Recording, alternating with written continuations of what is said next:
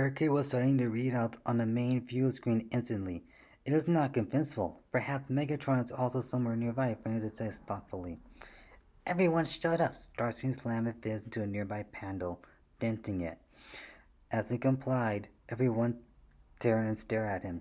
In the brief moment of silence that followed his outburst, Starscream pondered why he had never held a desire to lead a bunch of conflicted, ambushy heaps of metal sludge. He took a figurative deep breath. Megatron cannot be nearby, he retired slowly. Our sensors would have picked up the signal. Then, what of the Cybertronian connection? Blackout wondered out loud, but unexpectedly. Who can say? His tone turning sarcastic. The current leader of the Decepticon eyed Barricade has has has been repeatedly pointed out. It has simply a large galaxy. For all we know, it's possible that Megatron was terminated by very life forms that occupied us before us. We could debate the relevant issues for days, but one thing I believe is not open for discussion is vaguely Cybertronian. The aberrations are enough to mark the ship as a clear threat. It should be destroyed as soon as possible. These beings cannot know Megatron's location, Starscream thought furiously. Not after all these years. Megatron has simply been missing far too long. And what about the Autobots? Barricade indicated a larger view of being supplied by Nemesis advanced sensors. It is evident that they have not detected us yet, or they would have been reacted to our presence. We'll deal with one threat at a time. Turn away from the view, Starscream headed for departure bay. I will deal with the alien craft myself. Once it has been eliminated, we will purge the Autobots. If Megatron has allied himself with these life forms, you're going to get your spark handed to you, Blackout couldn't insist, pointing out painfully. I will not tolerate more, no more discussion of this. All of you will remain here while I go eliminate the alien ship of that, for unknown reasons, somewhat resembles Cybertronian technology. When I return, we will deal with the Autobots together. Glancing back, Starsky gestured at the viewer. Monitor closely their position and movement so that they do not surprise us. Use caution, Starscream, Berkey advised. My scan shows that while it's currently in flux, the small wormhole the alien vessels came through is still active. In your proto form, a trip through the wormhole would be unpleasant. A curt nod from Starscream indicated that he heard the knowledge from the unnecessary warning. Turning to his fellow bot, Blackout snarled, a deep and unpleasant mechanical whispering. Had to remind him, don't you, Barricade? Blackout was unpleasantly unhappy. If Megatron were here, rising to full height, Barricade glared at Blackout. Megatron is not here, whether you like it or not. Starscream is louder. Without him, our collective strength is diminished, and our overall ability to find the Allspark is minimized. Immediately suspicious of what was the sudden outburst of loyalty, Starscream paused. And if it goes out saying that without me and your hope of ever locating Megatron is lessened. Barricade turned to him, and he was respectful but not imitated. True enough, he admitted. I have the chair under your leadership. Starsky would have give me too small amount of pleasure to watch Megatron reduce you, piece by piece, to your basic component. But if we're all to find him, it is highly probable that we will need your abilities. Until that day, you lead. He paused and added, it remains possible, I admit unlikely that possible, that the beings of that alien vessel is indeed aware of Megatron's whereabouts. Perhaps our long-lost leader is somewhere nearby. Should that turn out to be the case of conversation issues, do not expect you to return. Either way, you will have fulfilled your purpose. Do not count it either way. Turning Starscream stopped heavily from the bridge. He had an alien ship to dispose of. He intended for the forthcoming determination to be thought as he can make it. It would not be enough simply for a mysterious arrival to vanish. To achieve the desired effect, it would have to be obliterated as memorably as possible. Anything less you can lead to more questions regarding to fitness command. That's no warship in manning space. Optimus studied the alien vessel as he and his companions remained at a safe distance. But its limited defense system is still slightly subject to resemblance. I am loath to admit it, but there's a small possibility that sense creatures may have came into contact with Megatron. Next to Optimus, Bumblebee gave a nervous shake of his head, clearly not pleased with the notion. While drifting, Optimus conducted a final evaluation of the unprecedented situation, expecting himself if there was anyone who would not want to see Megatron again, it would be Bumblebee. Back on Cybertron, during the raging battle of Tiger Pax, Megatron had smashed Bumblebee into the ground and whipped out his vocalization module. Only a last-second intervention had prevented Megatron from destroying Bumblebees utterly. Unfortunately, they had still not been able to find the accurate solution to the lack of vocal instrumentation. The thought always filled Optimus with sadness and regret. Optimus continued to contemplate the bizarre ship. For that unknown reason, future technologies likely derived from Cybertronian sources. While there was no denying it took slightly Cybertronian, at the same time it was patently primitive. He wondered again, and whether Megatron or any of the Decepticon counterpart were involved. He continued to vacillate. Before they moved in, they nodded to know for certain what they were facing. Jazz, what do your sensors show? I concur that it looks Cybertronian. The other Autobot responded from his position on the arc with Ratchet. But every reading, I insist that it's not. But it's obvious that there are alien life forms inside. Very strange, Optimus admitted. It is something almost beyond compilation. Ratchet has his own point to make. The weapons that have been deployed are also identical to anything on Cybertron. Even at this range, there is evidence that they are considerably more primitive. It is possible that what we are seeing is merely coincidental, or is a clever ruse, or nothing the old advisory calls Decepticon. Iron spoke from position alongside Optimus. It doesn't matter, it hits a Decepticon pattern, so it must be some kind of Decepticon involvement. So let's blow it out of normal space and we'll be done with it. Bumblebee suddenly grabbed Optimus and pointed excitedly.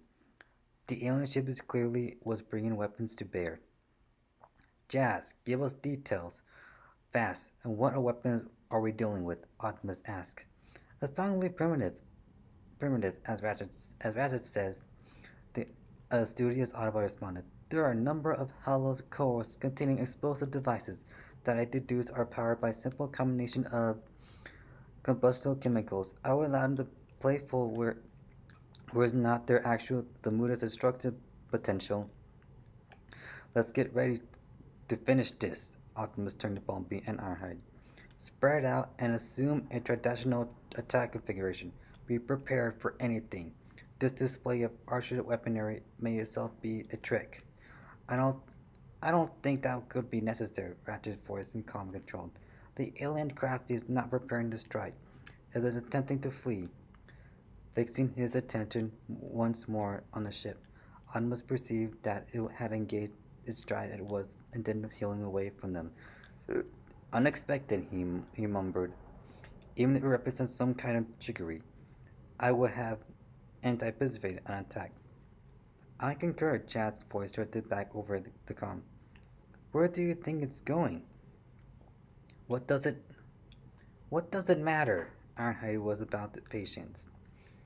Let's end this right now. We don't need whatever that kind of mechanism happens to be materialized unexpectedly behind us. We have enough to do trying to locate the Allspark without having to worry about the possible outburst.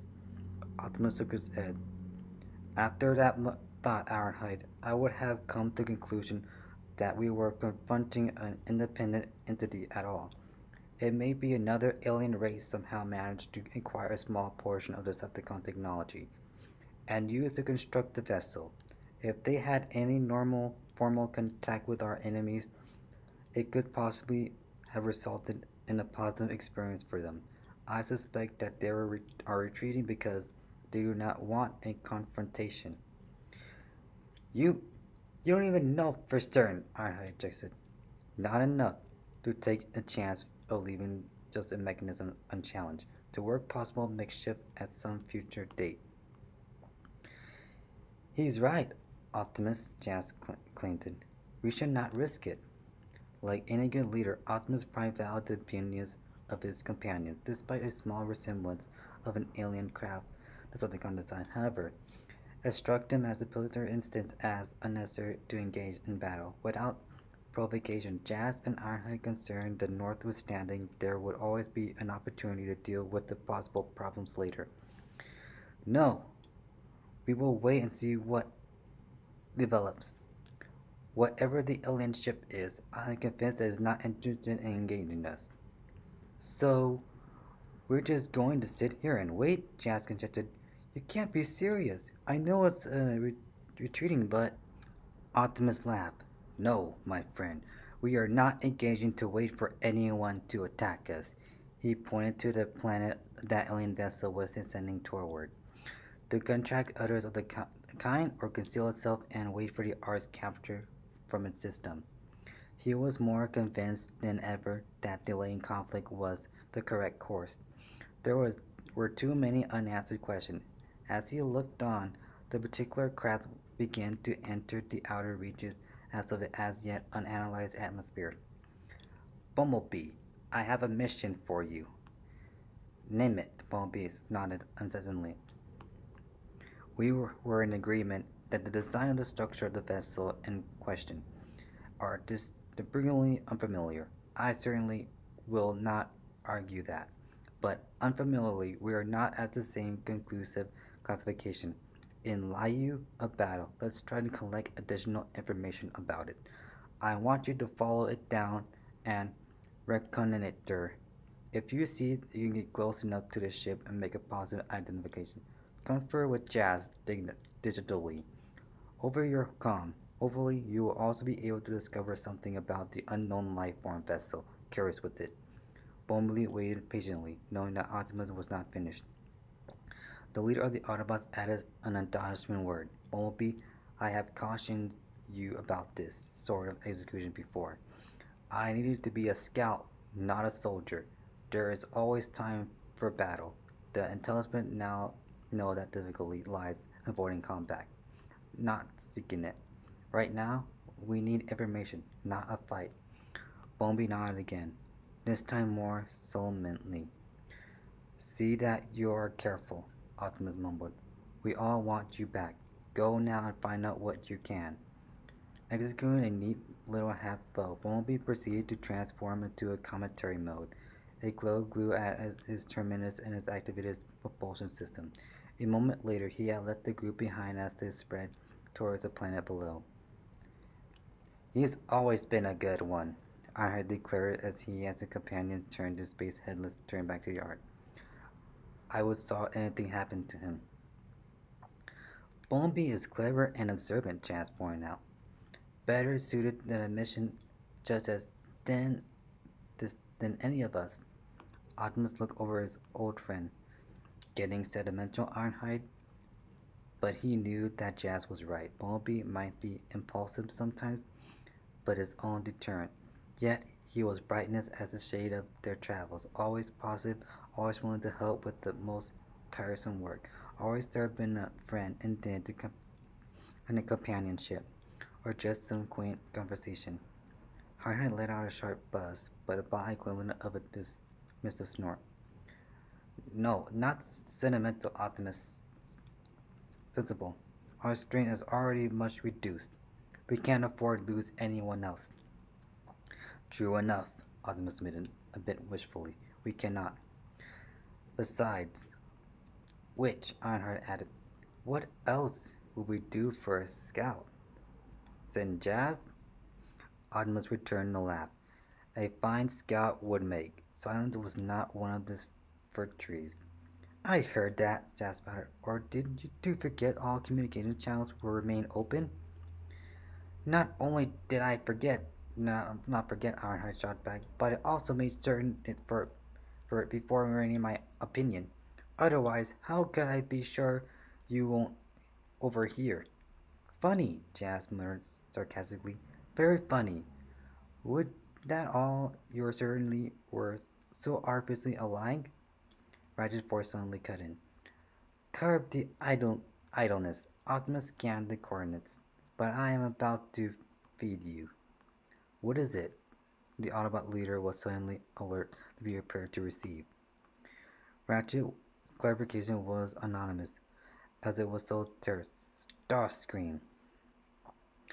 If the readouts on Ghost One's instrumentation were accurate, the ship emerged in the region of space boasting not only an alien sun, but at least two potentially inhabitable worlds. Having passed beyond shock and confronted now by uncommunicated, fortunately, hostile alien machines, Walker wasn't about to get fussy when it comes to a choice of potential refugees. Gazing out the viewpoint as the ghost began to approach, his expression hardened. As resolved on the ship's monitors, the new world growing below them did not exactly qualify as one of the galaxy's choicest vacation spots, but it was unquestionably the best available alternative to the alien monstrosities that were waiting for them out the interplanetary space. At least it was for now. Maria, he had barked as he joined it. Thompson was adjusting their assignment sensory. This is the only communication system still working? Any chance of getting a message back to Earth? How should I know? She retorted. This reverse engineering apparatus has never been tried to distance. If occasionally, it's supposed to be able to at least send a simple code back and forth through sometimes the text called non-space. I don't care if it goes by Quantum Pony Express. Try it. He looked over at Thompson. I want you to be two people. Jake, keep guiding us down, but also keep an eye on the ship innovative sensor system. Whoever those things are out there, they don't tend to look or act or friendlier than the Iceman back home. The Iceman? Thompson spoke without sticking gaze of the main console. Are you kidding me? He's one of a kind. Not unless he was put together by elves and fairies. Some some things have contributed to his construction. Three or more unlike him left the big ship, and they were heading straight for us until they stopped in mid-space. I'd swear on my mother's grave, and they looked just like him, or enough like him to be close relatives. Mammoth metallic machines and bipedal and bisymmetrical shapes and recognizable heads and limbs are where they weren't frozen in a block of ice, and they were sure as hell weren't lifeless. Relatives? Carson wondered aloud. Think about it a minute, Captain. I know it was suggested in our briefing we might find evidence of these beings, but what are the odds that we would find them here? And we don't even know where here is. If they are as advanced as they get every indication of being, why haven't we contacted them before now? Who said we haven't? Walker shot back. None of us, regardless of our visual security clearances, has access to all Sector 7 secrets. For all we know, there's another entire government agency responsible for doing nothing but corresponding the alien intelligence. Also, I need to remind you that there are no one or two other governments beside ours that possess a certain degree of technological sophistication, and that we have no idea what their equivalent convert agencies may be up to. Maybe up to? There is something I do for certain, though. He shot back at his crew, for whom attend on their respective stations. We are not going to get out of this. If we waste our time and energy on inane speculation, we had to complete the attention now, and no idea what to do with it. So consider, keep calm, reassure, and we're in doubt. Review and recesses. As it plugged through the alien atmosphere, the ghost bounced once, hoping to prompt his response. Alright, curator. Our present status. We don't know where we are. We don't know where Earth is, or we can communicate with it. We do know our ship seems to be fully functional, but we both our flight and offensive capabilities are operational. We can fight if we have to. We also know that there is some kind of alien vessel out there, but we don't know anything about the occupant's intention. A helpful summary caption, Avery mumbled, but non-expressly college as W.C. Fields once said we asked as he felt about death. On the whole, it'd rather be a Philadelphia. It received attention. Everyone started laughing. Walker overlooked the slight insubordination. If there was one thing, Walker could be sure of it. But It was that they were going to need a lot more McElhavery way worry humor in the coming days. When the latter had subsided, he added, "True enough, Mike, let's do our best to try to improve the situation. Right now, we're not fighting anybody. Let's make sure use of that time. I want a full system check. However, we got whatever we are. We have to assume that there are at least theoretically possible to go back the way we came. Everything recorded. Every pulse of a population system, every coordinates we've passed through, if we have reduced our steps, the possibility hung tightly in the closed, recycled air in the cabin. And we need to be on guard. Whatever we saw there might decide we want a closer look. If they turn out to be Iceman's cousins, we're liable to be in serious trouble." Captain Gonzalez's tone was not encouraging. He shifted his gaze to her station. "What is it, Maria?"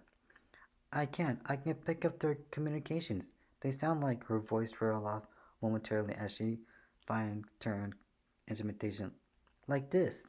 The captain was filled with high-pitched screeching, modulated static that, if one had a degree in advanced physics and was tipping on bad acid, might almost be unnatural to form words. A fascinated Avery listened intently. "I wonder what they're saying." "Nothing good, I bet." Clarkson also had turned slightly to his seat and noted a resemblance in electronic streaks. "Nothing that sounds like they could possibly be good." Avery cited the fellow crew members gently. "You and Lotharimorphizing?" Damn right, the engineer was unpenitent. The landscape was less than appealing. Erming's Bumblebee was entirely too much a battle-scarred surface of Cybertron. Upon entering the atmosphere, he had used his sensors to locate where the alien ship had set down, swooping to a well to the south. He was careful to descend low as far enough away so that he was unlikely to be detected, nor did choosing a landscape site present any difficulty. The barren, wide-open rock-strewn plateau offered plenty of accessible options. The problem was maintaining cover of the course of this descent. He saw himself dropping into the gray atmosphere, an easy and exposed target for any Decepticon who might be monitoring the progress from above or waiting down below. Forcing himself to set out the concern aside, Bumblebee tracked farther away from the alien ship than he had originally intended. Once he had safely on the ground, his bipedal protoform would enable him to utilize the broken, craggy surface and unseasonable rock formation for the concealment. The downside that it would take him longer to reach the alien vessel landing site. Well, won't be a half of that be fun, he decided. Ironhide evolution had been spot on. Among the surviving Autobots, Bowman was ever positive, sitting on the landing site. He reached his sensors one more time. The alien ship remained where it had landed, a significant distance away near the planet equatorial line. As he settled surfaceward, Bumblebee transferred anew to land to his feet on the ground, without pausing to investigate the intersecting particulars of the surrounding geology. He immediately moved to the cover of the nearest large rock formation. From the orbit in the course of his descent, he had picked up no evidence of an indigenous civilization. It was a close, desolate world. The most developed form of life apparently limited assortment of organic growth based on simple carbon molecules. Colors of both growth and rocks tend to be muted grays and yellows, with spots of brighter and red indicating a strong oxidation. Located on a considerable distance from its sun, the planet was too cold and too harsh to give rise to varied organic brew. His necessarily hasty survey from the orbit had also led Bumblebee from the conclusion that it would work any space-going species in the interstellar vicinity. This world would not be the first choice for colonization. Certainly, there was no sign that anything even as significant as an autonomous survey device had ever touched down here. Not that kind of place I want to call home. He poured his digital communicators channel rapidly and entered a message. Judge, are you there? Where else would I be but where I am? Judge replied vocally. What is what's your status? Everything acceptable so far. I have landed on the surface on the planet. Nothing much to see, but I'm about to start heading towards an alien ship. Be careful and stay on full sensors alert, Jazz told him.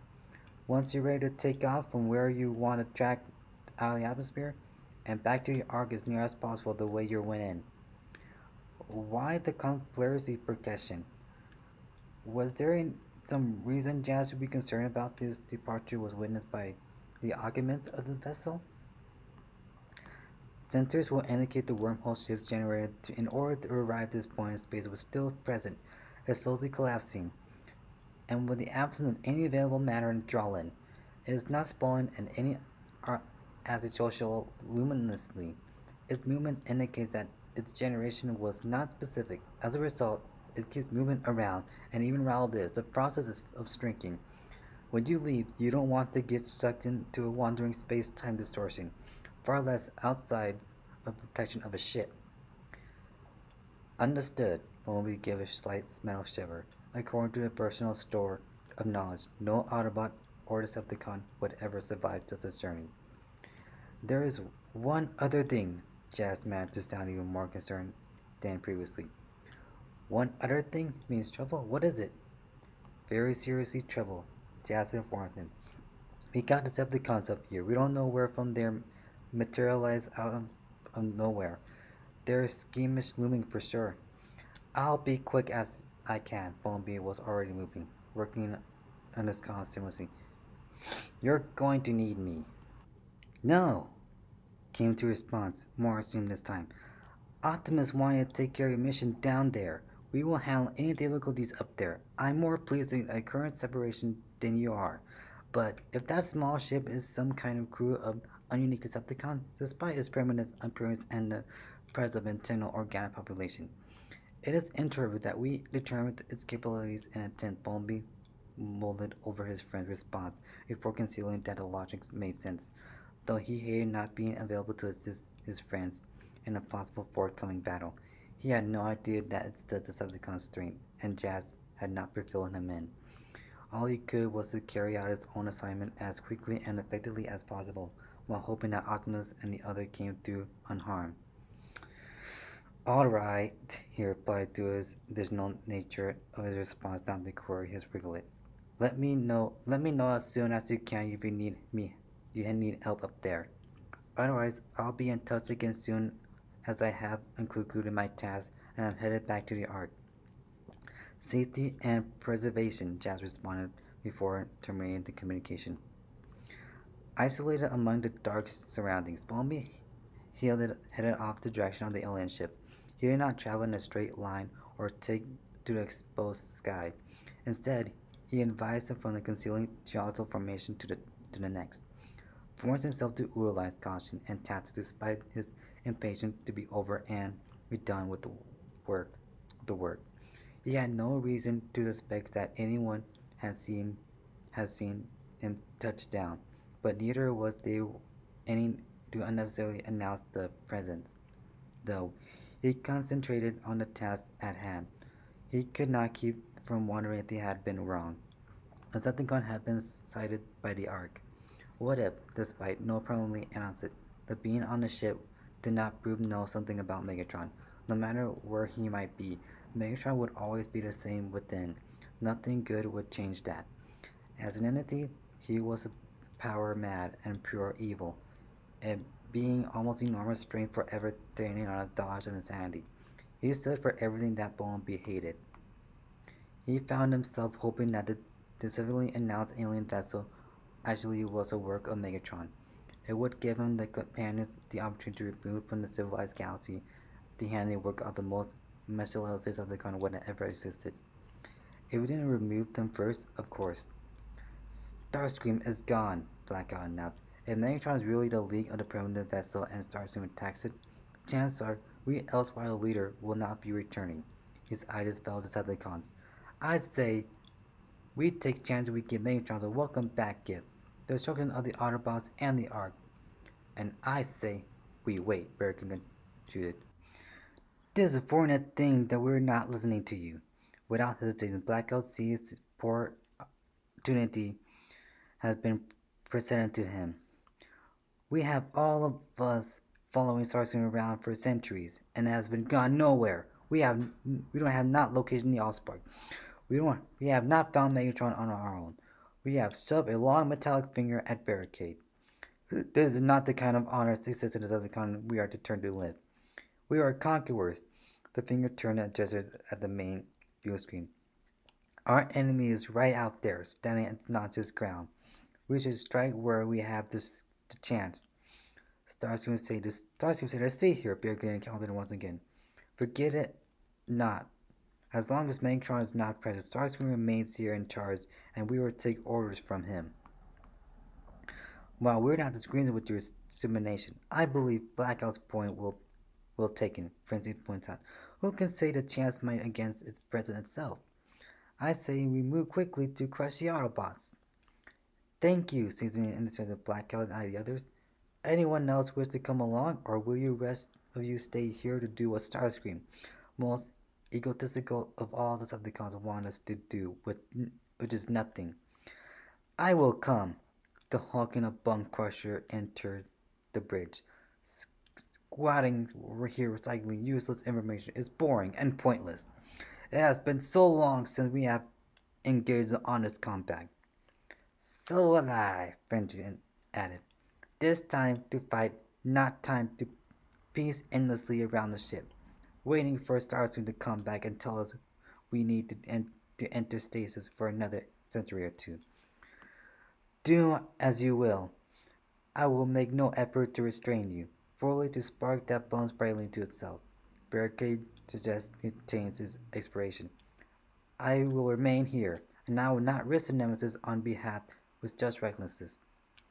No one is asking you to do so. We do not need the Nemesis to defeat them, Blackout sneered.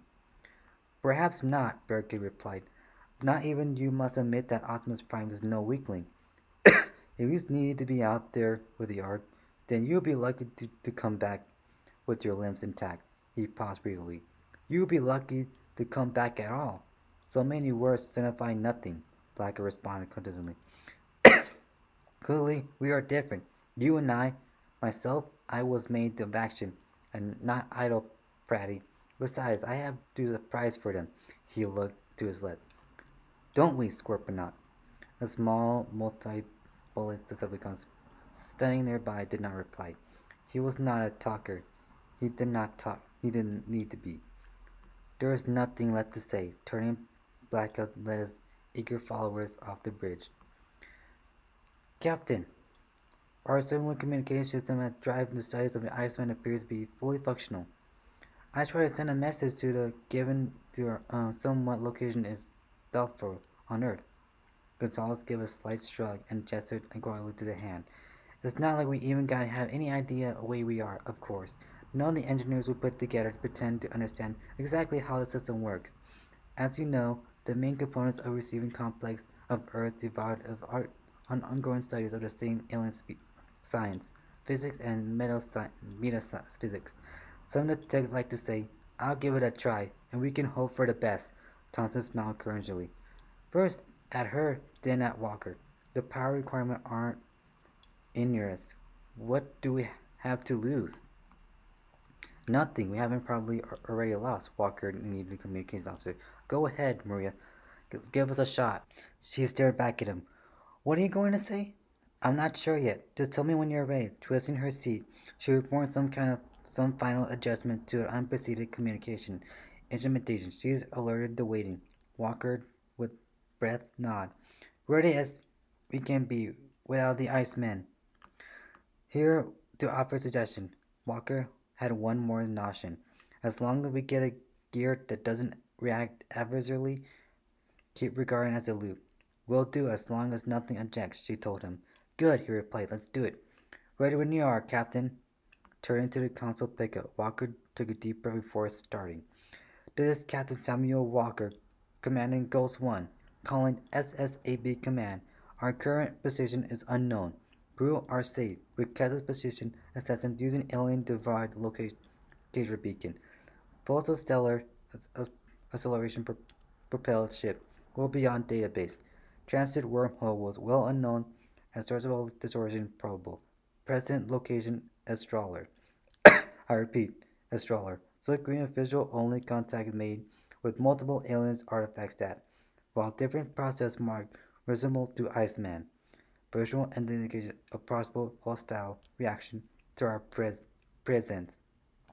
Please advise us that the course of reform action. Meanwhile, we will react to response as circumstances dictate. Walker out.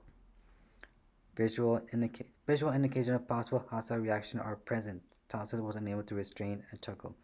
That's kind of an understatement, wouldn't you say? Did you get a good look at those things? I confirm that they're aggressive until they controllable evidence of intent, Walker encountered. More appearance isn't sufficient. That doesn't mean that they cannot ask for advice. Alright, so what do we do now? Thompson asked. Sit here and wait. Hope our message gets through before the aliens find out whatever it has with aliens do with foreigners. Who showed up in the backyard and announced uninvited? Walker glared at his friends. Oh, that's exactly what we're going to do. Lie now? Lie low? Hope the Anojame club together with alien transmitter actually works across interstellar distance? And wait here to see the SSAB command gets back to us? Unless you have any better ideas? Aware that he might be framed the concern to an unusually large matter. Thompson lowered his voice. Actually, yes, I do. Well, keep your keep it to all yourself, Walker gestured impatiently to his co-pilot confused. Let's hear it. Thompson shifted awkwardly to his seat. Look, we don't know if the message will get through. We don't know if the aliens are going to pursue us down here. Ignore us and go away, or maybe we don't know, implant with a little baby Iceman or something. But there is one thing we know reasonably well, and that's the ship. We got sophisticated weapons and evasive capabilities. We don't have is a good, secure position.